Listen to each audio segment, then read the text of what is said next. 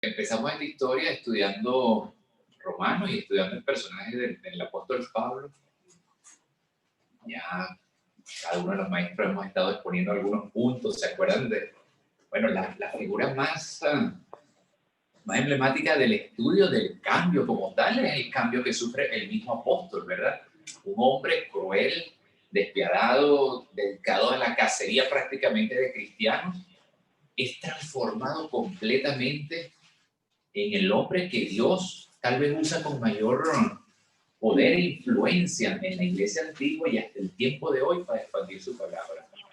Un hombre que es, o sea, Dios lo tiene que tumbar, ¿verdad? Que cubrir con su resplandor, cegarlo por un tiempo y llevarlo a un punto donde él ya no valía nada. Tuvo que llegar seguramente a Damasco agarrado de la mano de alguien, depender de otro. Un hombre que su orgullo y todo su ser fue desmenuzado, fue desintegrado prácticamente para renacer en él, para que Dios haga de él una nueva persona, un nuevo hombre. Y eso es lo que hemos estado estudiando en estas 3 últimas semanas, y esta ya es la cuarta, que es la historia del cambio. Y eso tiene que ver conmigo, tiene que ver contigo. Cómo Dios también puede y ha venido cambiándonos. Fíjense que también la transformación del apóstol Pablo no fue así de un día para otro, sino que también fue un proceso. Y él mismo lo decía, esto es como una carrera y voy caminando hasta la meta. O sea, día tras día dando un paso en ese cambio. Entonces, fíjense, ¿se acuerdan de las clases que empezamos a estudiar quiénes somos nosotros? Que somos, la Biblia dice acerca de nosotros como humanos, que no somos nada ni nadie, que no hay uno, siquiera uno que haga lo bueno, ¿verdad? Y somos herederos por el pecado de Adán, herederos de esa maldición, digamos, de pecado, de esa sombra de pecado que nos acecha y que viene con nosotros. Es como que si desde el nacimiento mismo nosotros estamos sumidos allí en un pozo profundo, en una movediza. Y eso es lo que somos. Hemos ya estudiado eso. Estudiamos quién es Cristo. Que Cristo es alguien que está como fuera del foso, ¿verdad? Ahí estamos nosotros, en la humanidad completa en el foso, en el lodo, y Cristo está fuera, ¿verdad? Cristo no se salpica del lodo, Cristo es ajeno a esa naturaleza pecaminosa. Vimos o sea, de qué tenemos necesidad también. Si estamos en el pozo, si estamos ahí con el lodo que ya nos está llegando al cuello, ¿qué necesita el que esté en esa situación? ¿Qué necesitamos nosotros en esa situación? Pues de alguna manera es salir. ¿Qué necesitamos? Levantar la mano. O sea, eso es reconocer que somos pecadores. Y eso es lo que el hombre y lo que ya hemos venido estudiando. Y ahora vamos a estudiar el último punto, es ¿qué nos provee entonces Jesús? ¿Qué Él nos provee? En ese cuadro que le estoy dando, nosotros en el pozo, en el foso lodoso, Jesús afuera, ¿verdad? Jesús extiende la mano, nosotros ahogándonos, desesperadamente reconociendo que sin Él no podemos. Entonces, ¿qué nos ofrece en ese cuadro, en esa figura, Jesús? Esa es la clase de hoy. Y vamos, nada más por mencionarle el esquema, es que Él nos provee su gracia. Él nos provee su gracia, Él nos provee una vida nueva y Él nos provee propósito. Todo eso aquí en esta vida. Y adicionalmente, de regalo extra, también nos provee vida eterna. Vamos a estar tocando esos puntos en el día de hoy. Fíjense, ya estamos terminando el año, ya nos quedan 3 clases en el próximo, y veníamos en un estudio secuencial, cronológico, pero temático de la Biblia, y ya vamos a empezar el último libro la semana que viene, que es el Apocalipsis. Vamos a entrar entonces en clase. Ya sabemos, estamos estudiando Romanos, el libro de Romanos, una carta del apóstol Pablo, escrita a una comunidad que él todavía no conocía, pero de una ciudad bien influyente en la capital del mundo, Roma. La carta de Romanos es como la Carta Magna, el documento doctrinal donde se fundamentó y donde todavía se fundamenta la iglesia primitiva en aquellos tiempos, pero la iglesia también hoy. Allí él aclara a una audiencia que mayoritariamente tenía bases del judaísmo, porque Pablo visitaba sinagogas, visitaba lugares a donde los judíos habían sido expulsados y habían sido diseminados por todo ese territorio, y donde ya se habían establecido y tenían sinagogas, y él hablaba básicamente a judíos convertidos, recién convertidos al cristianismo, explicándole el rol de Jesús, quién es Jesús, qué Jesús hace por nosotros. Y en la clase de hoy, que en el capítulo 6, él explica a su audiencia y nos va a explicar a nosotros también qué nos provee Jesús a nosotros. Fíjense, lo primero, él nos provee su gracia. En el cuadro que les puse al principio, que estábamos nosotros, la humanidad entera, en ese foso lodoso, cualquiera que está afuera puede permanecer como indiferente, y pasa muy frecuentemente, ¿verdad? Tú estás en esa situación, tú estás en ese lodo, allá tú, arréglatela, ¿verdad? Eso es lo que desde una posición de orgullo e indiferencia mucha gente hace, pero eso es diferente. Y frente a ese cuadro de esa humanidad sufriente, allí sumergida en el pecado, él manifiesta su gracia. Entonces, la gracia es algo espontáneo de parte de Dios. En el caso de Jesús, es una manifestación de su bondad, que dirige a alguien que no merece, ¿verdad? La gracia también la ilustra como un regalo. Es un regalo, pero un regalo inmerecido, porque algunas veces nos regalan cuando alguien hace algo bueno y se le da un regalo como para premiarlo. Vamos, sacaste buenas calificaciones, te voy a regalar esto, te portaste bien, mira, tu bicicleta. Y muchas veces nosotros premiamos a nuestros hijos. La gracia no es un premio, porque nosotros no hemos hecho nada para que nos lo estén dando como premio, sino es un regalo inmerecido, un favor inmerecido que recibimos de parte de Dios. Fíjense, la clase va a empezar en los dos últimos versículos del capítulo anterior, porque Pablo está, así de una manera retórica, como hablando solo, como reflexionando, y toca un punto allí en estos dos últimos versículos, en el 5, en el capítulo 5, o sea, el versículo 20 y el versículo 21, que ustedes lo tienen ahí en pantalla. Lo voy a leer, Romanos 5, 20 y 21, lo voy a leer los dos juntos. Pero la ley se introdujo para que el pecado abundase, mas cuando el pecado abundó, sobreabundó la gracia, para que así como el pecado reinó para muerte, así también la gracia reine para la justicia, para vida eterna mediante Jesucristo, Señor nuestro. Entonces, fíjense, está hablando a alguien que conoce la ley. Por eso la audiencia era mixta ahí, estaba mezclado un poco, pero mayoritariamente judíos o conocedores del judaísmo. Ya eran conocedores de la ley. Pablo, como maestro también de la ley y de los buenos maestros graduados en la escuela de Gamaliel, él en su ministerio, ya después de su transformación, después del cambio que Dios hizo en él no enseñaba Antiguo Testamento, digamos, él no enseñaba la ley.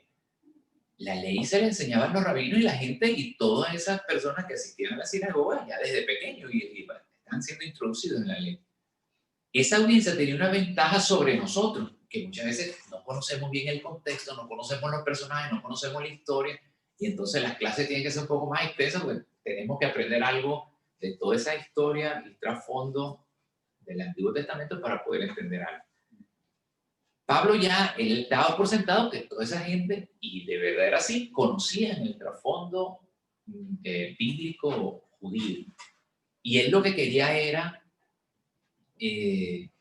enseñar, digamos, o no enseñar, sino adaptar adaptar todo lo que ellos ya sabían al conocimiento de Cristo Jesús, ¿verdad? Una adaptación, una interpretación.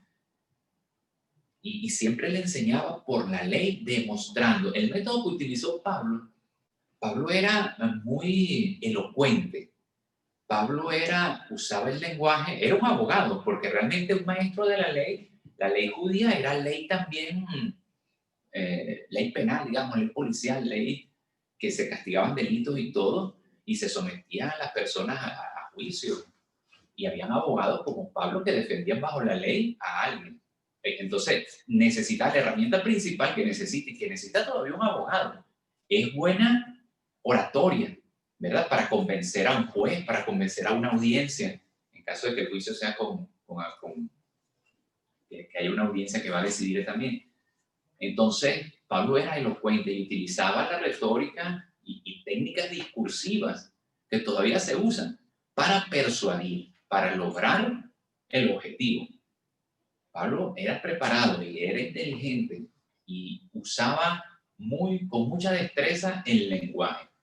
Una de las técnicas que él más usaba era la defensa del evangelio, y él mismo lo nombra esa misma palabra, la defensa del evangelio, que eso se conoce en el término teológico como la apologética. La apologética, que es la defensa de la fe bajo un argumento, buscando descubrir la verdad. Y eso hace Pablo, y eso vamos a estar viendo acá. Y fíjense, antes de entrar en los versículos siguientes, de qué se trata todo esto, esta técnica discursiva y esta retórica que usa Pablo, y la usa bastante. Yo creo que es el personaje que más la usa en la Biblia. Esto de la defensa, de la apologética, que viene de la palabra de Apolo, que era uno de los reyes grecorromanos, en la mitología grecorromana, que se simbolizaba con un arco y una flecha. Era como la defensa también, y era un término militar que involucraba la defensa. Apología es defensa de una verdad, defensa de una idea. Y eso fue lo que hizo Pablo desde que inició su ministerio hasta que lo finalizó. Defender el ministerio de Cristo, con argumentos, con astucia, con audacia, sin miedo.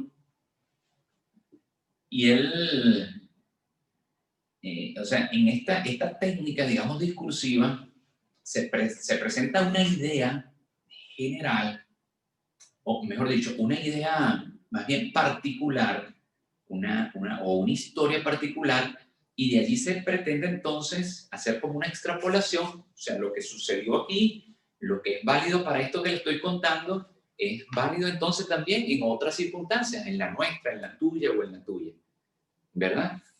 Entonces allá en Venezuela dicen, lo que es bueno para el pavo es bueno para la pava. Y eso es lo que vamos a estudiar hoy. Miren, métase eso en la cabeza, eso es lo que vamos a estudiar hoy. Porque usted leyendo la historia como, o sea, los discursos de Pablo, las cartas de Pablo, como él las redacta, él lo que está diciendo es, todo lo que yo le estoy contando acerca de Cristo y que fue válido para él, eso va a ser válido para usted también. Murió, o sea, lo crucificaron, murió, resucitó. Y si él murió y resucitó, es porque entonces él lo toma, eso fue válido para él, eso va a ser válido también para ti, ¿verdad? Tú muerto, crucificado con Cristo, también resucitarás junto con él. Pero lo que es bueno para el pavo es bueno para la pava. Eso es toda esa técnica. Y la usa mucho Pablo. Y ustedes van a ver aquí que la usa con cierto abuso, la usa bastante. Entonces, fíjense, en los primeros 2 versículos del capítulo 5, adelante, él está hablando acerca de que la ley, mire, usted no le dice que algo está prohibido si no hay una ley. Por ejemplo, hay un aviso de stop. Hay una ley que dice que usted se tiene que parar, que tiene que durar tantos segundos, que tiene que ver para los 2 lados y que después, si no hay nada, usted puede arrancar. Si usted pasa de largo, usted está cometiendo, digamos, una violación. ¿Pero por qué hay una violación? Porque hay una ley que lo dice, ¿ves?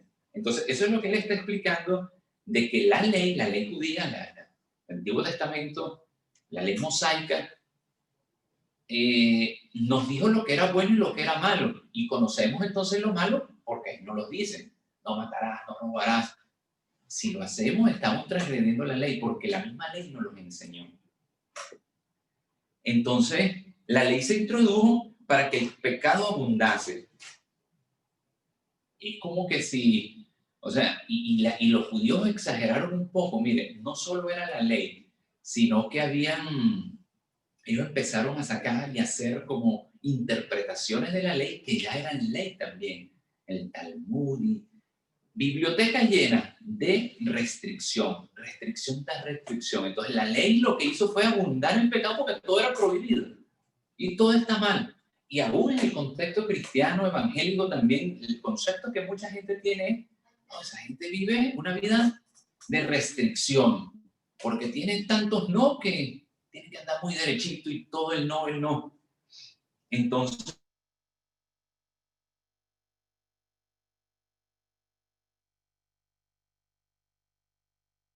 una solución a través de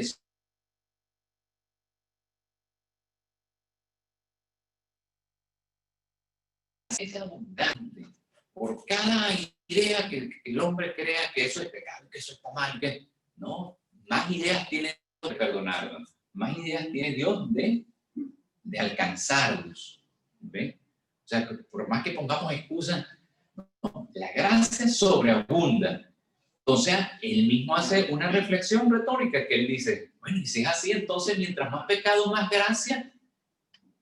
Saltamos entonces al capítulo 6, versículo 1, y dice, ¿qué pues diremos? Perseveraremos en el pecado para que la gracia abunde. Oh, entonces, si esto es así, si hay tanta gracia y que la gracia es tan grande y que es más que el pecado, entonces vamos en el pecado. ¿Cuál es el chiste?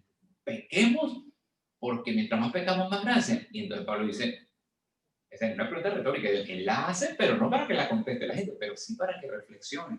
Y él dice, en ninguna manera, versículo 2, porque los que hemos muerto en pecado, ¿cómo viviremos aún en él? Y después va a explicar, el resto de la clase es explicar este versículo 2. Si nosotros hemos muerto en pecado, ¿cómo vamos a volver a vivir en él? Entonces, fíjense, si estábamos allí en ese foso de ese lodo y Jesús nos saca por su gracia, o sea, sabemos que de Él recibimos gracia, pero porque Él nos perdona, porque Él es compasivo y porque Él tiene infinita gracia, vamos a estar lanzándonos cada vez para atrás. No, ¿verdad? Usted se cayó en un lodo así, en una circunstancia, va como a... La misma Biblia dice, no tentéis a Dios, no seamos necios. O sea, no voy a volver a lanzar, total me va a sacar.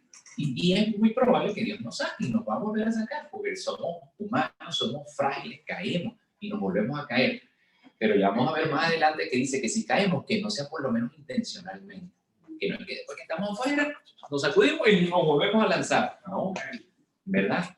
Sino, si ya fuimos libertados de esas circunstancias, pues vivamos, o sea, de una manera diferente. Y ya vamos a ver que aquí también nos involucra a nosotros. La clase de hoy nos va a retar también a vivir una vida con propósito, una vida que tiene que estar orientada a eso que Jesús hizo de sacarnos, ¿verdad? Y no volver atrás, pero que va a demandar de nosotros una acción. Pero eso lo vamos a ver después. Vamos a seguir entonces, de ninguna manera, porque los que hemos muerto al pecado, ¿cómo viviremos aún en él? Los que ya salimos de ese lodo, de esa fosa, ¿cómo es que nos vamos a volver a lanzar? En Gálatas, capítulo 2, versículo 20, también el apóstol dice lo siguiente, con Cristo estoy juntamente crucificado y ya no vivo yo, mas vive Cristo en mí. Y lo que ahora vivo en la carne, lo vivo en la fe del Hijo de Dios, el cual me amó y se entregó a sí mismo por mí. Sería como volver a crucificar a Cristo, como tener en vano su sacrificio, ¿verdad? Volver al pecado, volver otra vez, regresarnos. Pero bueno, eso lo vamos a ver más adelante. El tema, por su gracia, lo primero que Él nos provee, por su gracia, por su infinita misericordia, esa capacidad de rescatarnos. Ahora, lo otro que nos provee es una vida nueva. Nos provee una vida nueva. Vamos a seguir en los versículos del 3 realmente al 10. Ahorita vamos a ver después en 2 grandes, porque son bastantes versículos. Del 3 al 10. Aquí Pablo empieza a hacer uso de esta técnica que le estaba diciendo, de la apologética, y empieza a comparar. Y menciona 13 veces la palabra muerte en estos versículos, del versículo 3 al versículo 10. 13 veces. Por eso yo digo, casi que como abusivamente usa para hacernos, o sea, comparativamente, si a nosotros morimos al pecado, a la carne, a todo esto anterior, ¿cómo es que vamos a regresar otra vez? ¿Cómo es que un muerto sale de la urna y vuelve? No, estamos muertos, o sea, esa parte pasó y esa página pasó. ¿Por qué queremos después regresar? Entonces vamos a leer de corrido estos 4 versículos. Romanos 6, versículos 3 al 6. ¿O no sabéis que todos los que hemos sido bautizados en Cristo Jesús, hemos sido bautizados en su muerte? Una pregunta reflexiva. Porque somos sepultados juntamente con Él para muerte por el bautismo, a fin de que como Cristo resucitó de los muertos por la gloria del Padre, así también nosotros andemos en vida nueva. Porque si fuimos plantados juntamente con Él en la semejanza de su muerte, así también lo seremos en la de su resurrección. Sabiendo esto, que nuestro viejo hombre fue crucificado juntamente con Él, para que el cuerpo del pecado sea destruido, a fin de que no sirvamos más al pecado. Fíjense, aquí mencionamos varias veces, o leímos varias veces la palabra muerte. Nosotros, 4 versículos que quedan, también vamos a verlo. Y está hablando de que muerte es fin de algo. La muerte es el fin de la vida. En este caso, es la muerte a la antigua manera de vivir. Vamos a empezar entonces del versículo 3, porque hay algunos términos aquí que tenemos que estudiar bien, que desglosar. En el versículo 3 dice, ¿o no sabéis que todos los que hemos sido bautizados en Cristo Jesús hemos sido bautizados en su muerte? El término bautizo. El término bautizo, o sea, normalmente en el griego la palabra involucraba la inmersión. La inmersión. O sea, puede ser en agua o puede ser en otro término. El término, tal vez sumergir algo en una pintura y sale ya de otro color. Sale pintado. Si hemos sido bautizados en Cristo Jesús, pero el bautismo, que hasta Jesús lo practicó y nosotros también lo practicamos, el bautismo, y que nos confunde tal vez a algunos, de que el bautismo es solo un símbolo. El bautismo no quita pecado, no lava pecado, no da vida eterna, no da salvación, ¿verdad? El bautismo es un símbolo que nos identifica.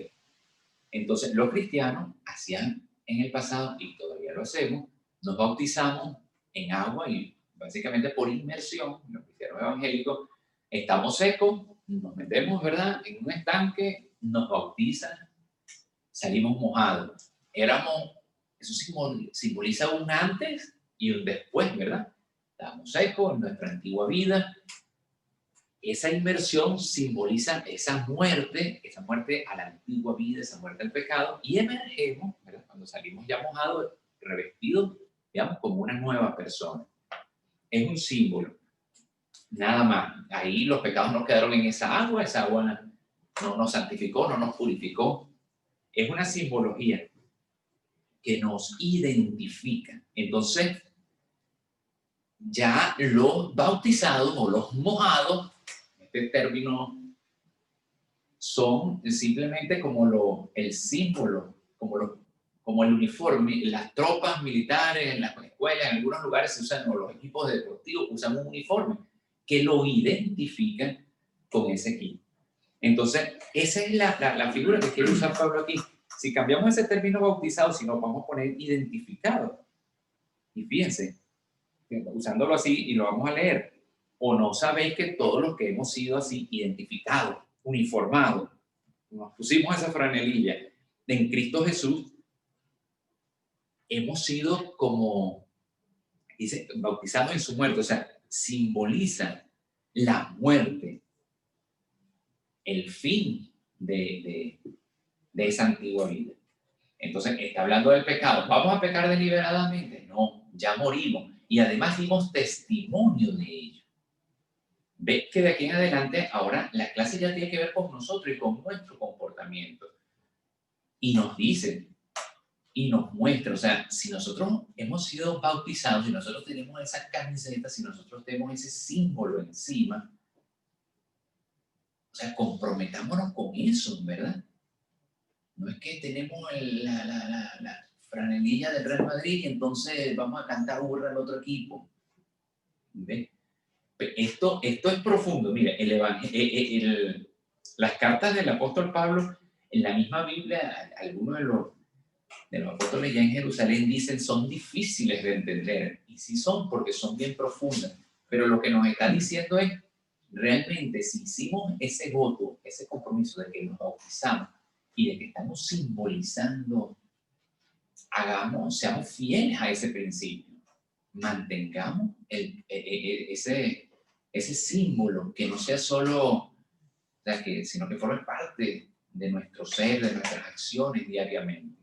Vivamos el bautismo, porque somos sepultados juntamente con Él para muerte por el bautismo, a fin de que como Cristo resucitó entre los muertos por la gloria, así también nosotros podamos andar en vida nueva. Entonces aquí es parte de la técnica que le digo, que él menciona lo que sucedió con Jesús, eso es también lo que va a suceder con nosotros como imitadores de Cristo. Entonces ya ese pecado murió, ya no podemos andar pecando deliberadamente, sino que mostremos a los demás una nueva persona, que es esa resurrección. Aquí no está hablando de vida eterna ni del más allá, aquí todo esto lo está hablando en esta vida terrenal. Nosotros debemos tener esa resurrección, ese cambio visible para los demás en nuestra vida presente. Así como Cristo murió y resucitó, y muchas personas fueron testigos de ello, que así también nuestra muerte en la vida anterior y nuestra resurrección, o sea, nuestra renacer en una vida nueva, también sea visible ante mucha otra gente. ¿Ven? Lo que es bueno para el pavo, para el pavo también. Porque si fuimos plantados juntamente con Él, aquí repite, simplemente está reforzando lo mismo. Si somos semejantes a Él en la muerte, o sea, si nos bautizamos, que es el símbolo de la muerte, así también que lo seamos en la resurrección. O sea, vivamos entonces una vida diferente. Sabiendo esto, que nuestro viejo hombre es volver a repetir, nuestro viejo hombre crucificado juntamente con Él, para que el cuerpo del pecado sea destruido, a fin de que no sirvamos más al pecado. Entonces está tratando de reforzar su tesis esa de que no podemos seguir pecando deliberadamente. Tenemos que poner de nuestra parte, tenemos que hacer algo con nuestra vida, que sea visible a los ojos de los demás, que dé testimonio de que somos otros. Así como Jesús dio testimonio de que fue otro, de que fue crucificado, de que lo sepultaron, pero que resucitó, ¿verdad? Que nosotros demos fruto, que los demás sean palpables de esa resurrección también en nuestras vidas. Entonces, Él está comparando Jesús con nosotros, y así como fue visible, que también en nosotros lo sea. Seguimos, versículo 6. Todavía por eso Él nos provee una nueva vida, pero es una vida que nosotros estamos comprometidos también a mantener viviéndonos de esa nueva manera. Porque el que ha muerto ha sido justificado del pecado, y si morimos con Cristo, creemos que también viviremos con Él, sabiendo que Cristo, habiendo resucitado de entre los muertos, ya no muere. La muerte no se enseñorea más de Él. El que sale del foso, en este caso Jesús pasó por ese foso de muerte y salió, ¿verdad? Resucitó y está fuera.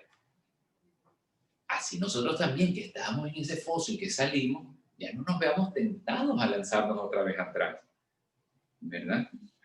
Porque en cuanto murió al pecado, murió una vez por todas. Mas en cuanto vive, para Dios vive.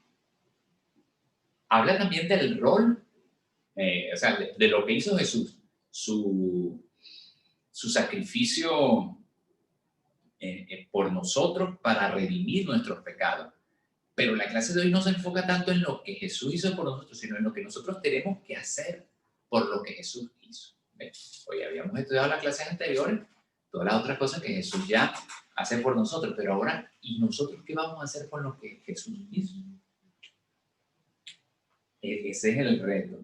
Oh, no les puse la anterior reto. Ahora, ¿qué nos provee Él y qué nos reta? Y este es el cuerpo de la clase de hoy, que tiene que ver conmigo. Él nos provee un propósito. Está en los 4 versículos siguientes. Así también vosotros, considerados muertos al pecado, fíjense que toda esta historia de Cristo, todo lo que sucedió, y ahora dice, hace la extrapolación hacia afuera.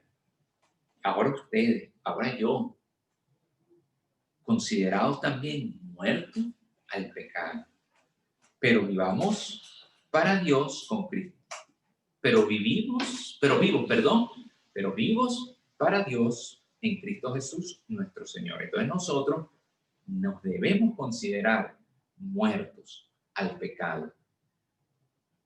Muertos. El que está muerto no resucita en el sentido de un animal o algo. El fin de algo es la muerte. Entonces así nosotros tenemos que tener un fin al pecado. ¿Nos vamos a equivocar? Sí, nos vamos a pecar. Si nos vamos a equivocar, vamos a seguir pecando, pero que ya no sea deliberadamente. Y de aquí en adelante, los 3 versículos que siguen, ya Pablo ya no está contando algo, ni está usando otra técnica discursiva que aquello que fue válido para Jesús es válido para ti, sino ahora nos está mandando. Y los verbos que usa son impositivos y son, o sea, imperativos, taxativos, los tienes que hacer. No reine, pues, el pecado en vuestro cuerpo mortal. Eres cristiano, te bautizaste, dices que sigues a Cristo. No es que, ay, tal vez me tengo que portar bien, tal vez tengo que hacer aquello. No reina el pecado. O sea, reinar es que está por encima de que sea el que te gobierne. Repito, ¿vamos a pecar? Sí, porque eso es nuestra naturaleza. Pero que no sea eso lo que gobierne nuestras vidas, que no sea eso lo que gobierne nuestros pensamientos, que no sea eso lo que nos motive. No reina el pecado. Exacto, no sea lo que te controle. Que no reine el pecado, que no controle tu cuerpo mortal, de modo que lo obedezcáis en toda su concupiscencia. Y miren, esto es un mandato prácticamente, un mandato, no reine pues el pecado.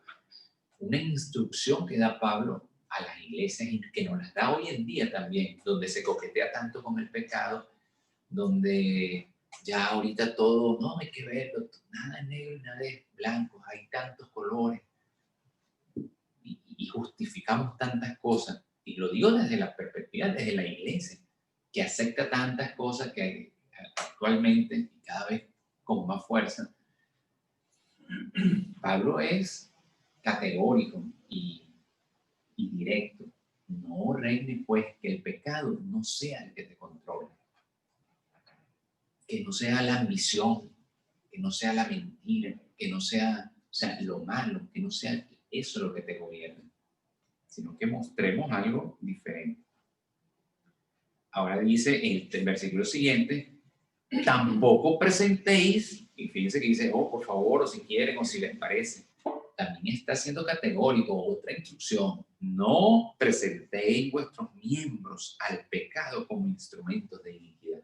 Cuando se refiere a los miembros, se refiere a las partes del cuerpo, ¿verdad? Cabeza, tronco ni extremidades, nada. Ni piensen, ni hagan, ni toquen, ni vean, porque por lo que ves, por lo que oyes, por lo que tocan, también entonces estás pecando. No te prestes a eso. No prestes tus partes, tus miembros, como dice aquí, al pecado como instrumentos de iniquidad. Iniquidad es lo malo. Entonces, no prestes tu cerebro, ni tu lengua, ni nada tuyo para el mal. Esto es muy amplio, pero no hay ni que dar ejemplos porque sabemos qué es lo malo, ¿verdad? Entonces, no prestemos ninguna de nuestras nuestro cuerpo ni de nuestro ser para eso. De modo que, si no, presentaos, dice en el mismo versículo, en la parte B del versículo 13, si no, presentaos vosotros mismos a Dios como vivos de entre los muertos y vuestros miembros a Dios como instrumentos de justicia. Entonces aquí recurre otra vez a la ilustración que él estaba, o a la comparación que él hacía con Jesús. Nosotros nos tenemos que presentar o sea, si ya somos resucitados, o sea, si ya salimos del pecado, presentémonos a Dios de esa manera. No somos perfectos, pero, o sea, hagamos lo mejor de nuestra parte también para presentarnos a Dios como vivos de entre los muertos. Wow, es grande esa palabra. O sea, quiere decir, no hagamos lo máximo, hagamos lo que esté, todo lo que esté a nuestro alcance para presentarnos a Dios de esa manera. ¿Ves? Como vivos de entre los muertos. Es una cosa que no es si me parece, si me da tiempo, una que otra vez, cuando me acuerde, los domingos. No. Es presentémonos a Dios siempre así resucitado, como que morimos ayer y resucitamos y estamos delante de Él. O sea, con esa responsabilidad, con esa conciencia, presentémonos siempre a Dios. Y vuestros miembros, o sea, nuestras manos, nuestros pensamientos, nuestros ojos, todo nuestro ser, y vuestros miembros a Dios como instrumento de justicia.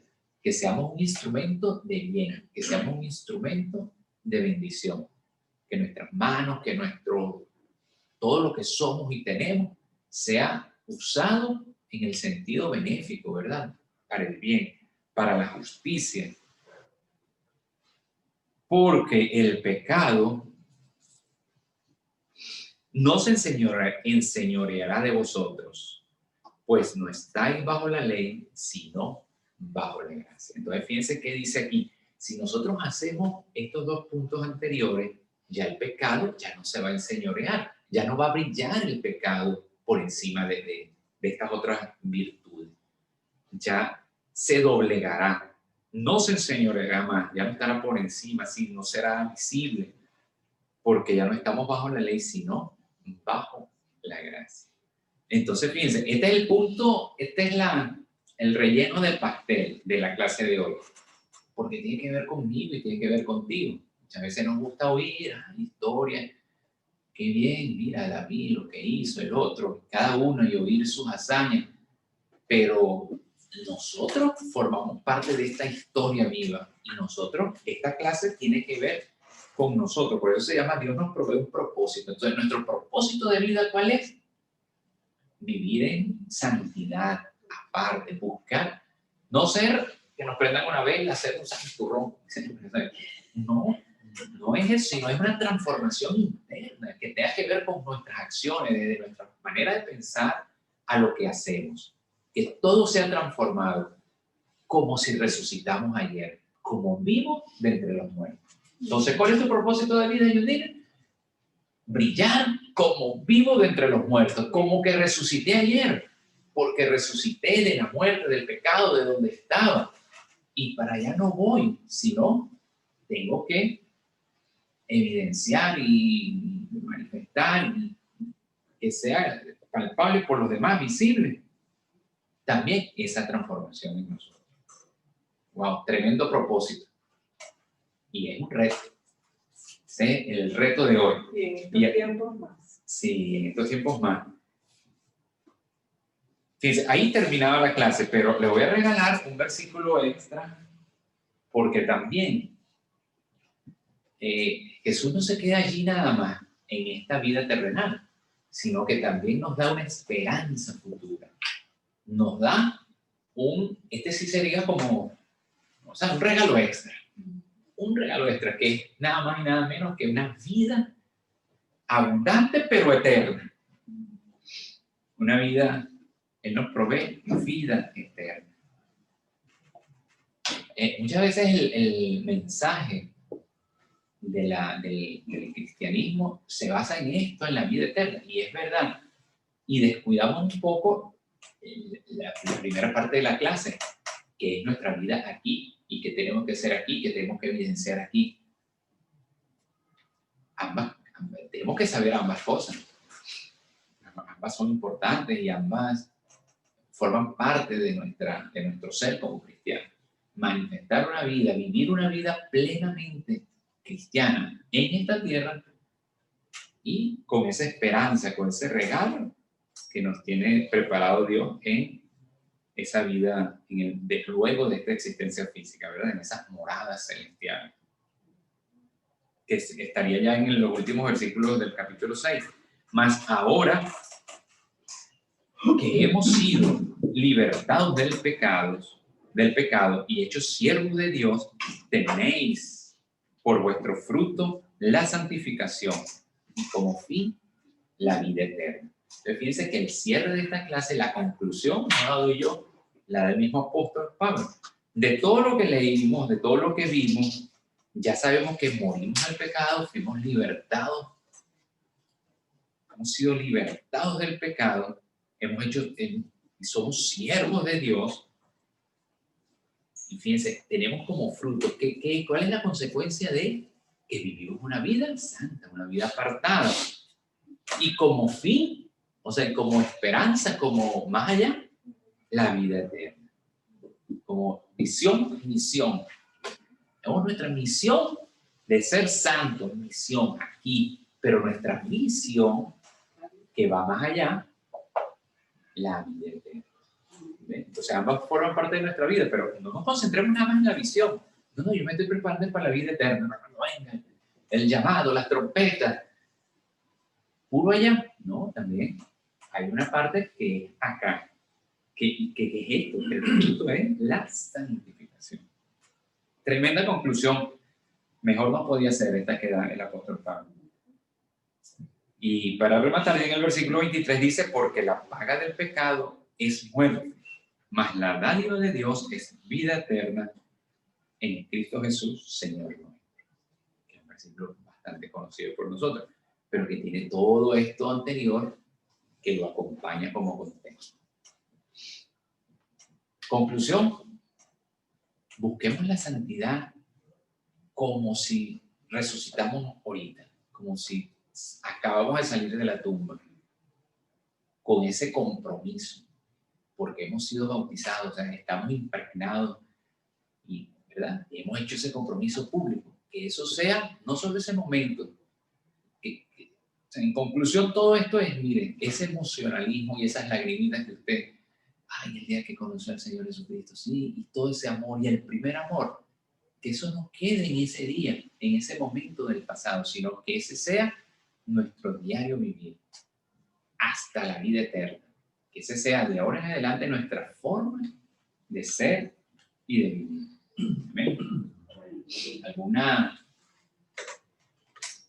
pregunta, alguna intervención para enriquecer esta clase? Amén, obvio, callen para siempre. Vamos a orar. Gracias, Señor Padre Santo, por tu palabra que es viva, que es eficaz, tu palabra que nos enseña, Señor, en esta hora a cómo vivir una vida santo, aparte, reconociendo